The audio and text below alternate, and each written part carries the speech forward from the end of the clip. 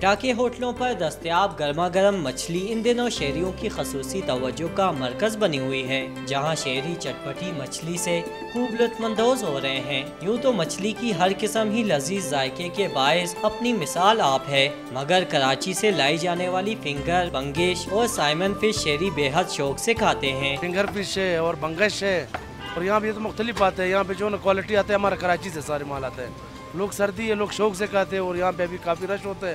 شہریوں کا کہنا ہے کہ مسالہ جات سے بھرپور گرما گرم مچھلی کی لذت سرد موسم کے باعث مزید بڑھ جاتی ہے۔ ٹھنڈا موسم ہے سردی کا، اور سردی میں مچھلی مزہ کرتی ہے، گرم ہوتی ہے کیونکہ، اور اس کے کھانے سے سردی کم لگتی ہے۔ موسم سرما میں مچھلی کے استعمال کو صحت کے لیے بھی انتہائی مفید قرار دیا جاتا ہے۔ گرما گرم مچھلی خوش ذائقہ ہونے کے ساتھ ساتھ سردی کا توڑ بھی ہے۔